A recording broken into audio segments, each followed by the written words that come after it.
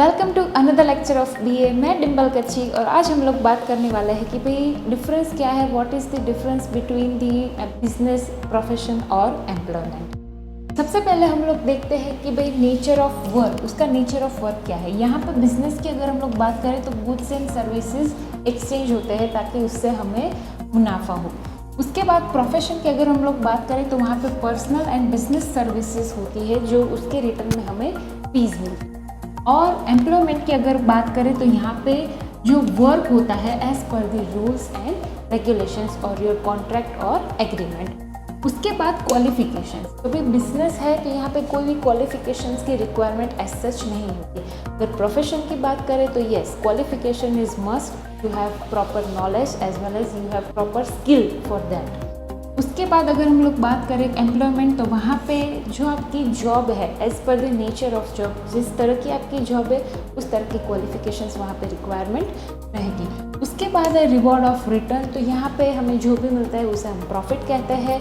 Profession की बात करें तो यहाँ पे जो भी मिलता है उसे हम फीस कहते हैं और यहाँ पे जो मिलता है उसे हम सैलरी बोलते हैं या फिर वेजेस। सैलरी जो प्रॉपर फिक्स एम्प्लॉयज़ है उन लोगों के लिए, वेजेस है वो जो डेली लेबर्स है उन लोगों के लिए। उसके बाद है कैपिटल। बिजनेस में तो कैपिटल इज मस्ट। प्रोफेशन की अगर हम लोग बात करें तो वहाँ पे लिमिटेड कैपिटल होगी क्योंकि वहाँ पे उतने सारे एक्सपेंसेस हमें नहीं होते और एम्प्लॉयमेंट में तो कोई कैपिटल ही नहीं चाहिए। उसके बाद हम लोग देखते हैं कि भाई रिस्क, प्रॉफिट, जैसे यहाँ पे बिजनेस की अगर हम लोग बात करें तो बिजनेस में uncertainty of profit and risk of loss.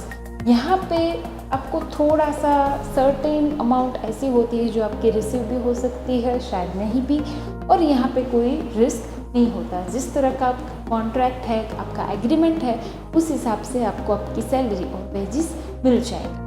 उसके बाद कोड ऑफ कंडक्ट, तो यहाँ पे बिजनेस के जिस तरह के रूल्स होते हैं that we have to follow.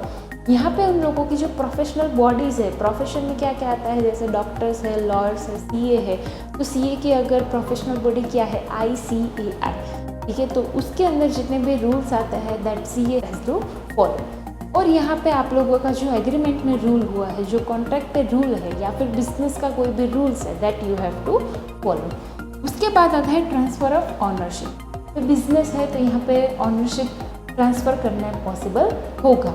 Profession है तो यहाँ पे नहीं होगा और एम्प्लॉयमेंट है तो यहाँ पे तो आपकी कोई ऑनरशिप होगी नहीं, इसलिए नो पॉसिबिलिटी ऑफ ऑनरशिप।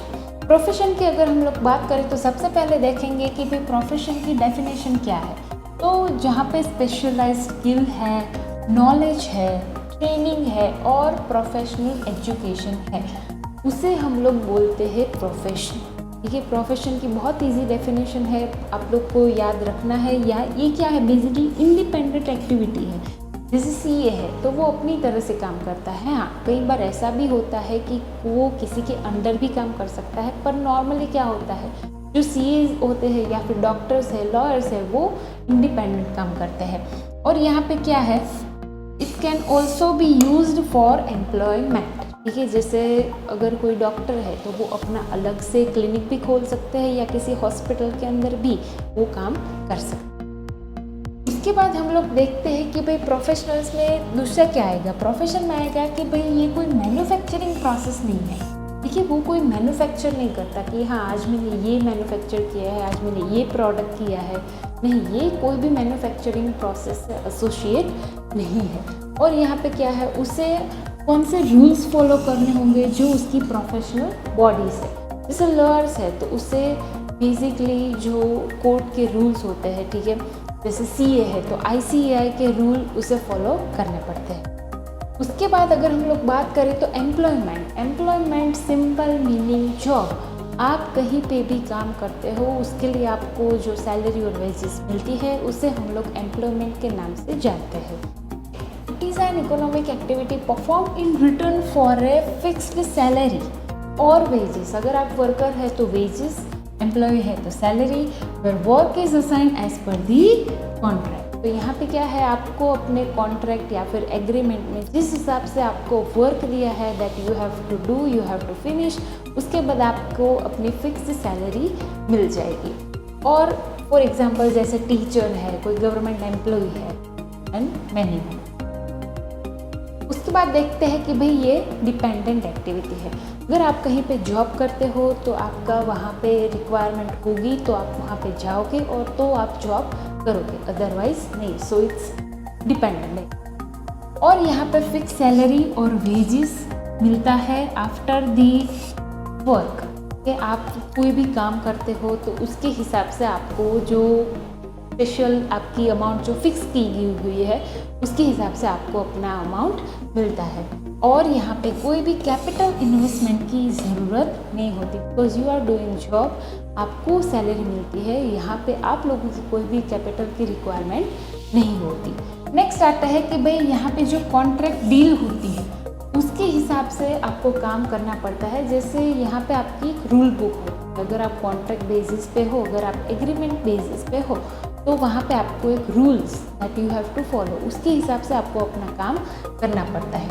और यहाँ पे अगर हम लोग क्वालिफिकेशंस की बात करें तो qualifications as per the nature of job, आपके वर्किंग आवर्स वहाँ पे आपको दिए जाते हैं कि भाई हाँ यहाँ से you have to work at 9 to 5। फिर आपका रिटायरमेंट का पूरा प्लानिंग होता है कि भाई आपका जैसे ही ख़त्म होगा यू विल गेट PF, या फिर आपके बहुत सारे बेनिफिट्स मिलते हैं। अगर आप लोग बहुत अच्छा काम करते हो तो आपको पर्क्स भी मिलता है, इंसेंटिव्स भी मिलता है।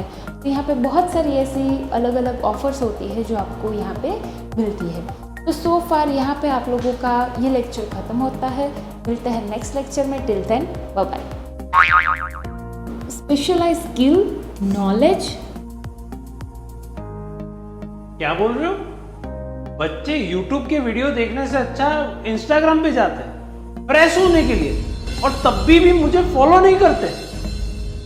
ये सच है। जल्दी से जाओ Instagram पे, फ्रेश ही होना हो तो कंटेंट को, एजुकेशन और एंटरटेनमेंट दोनों को साथ में देखो, और फॉलो करो मुझे Instagram के ऊपर।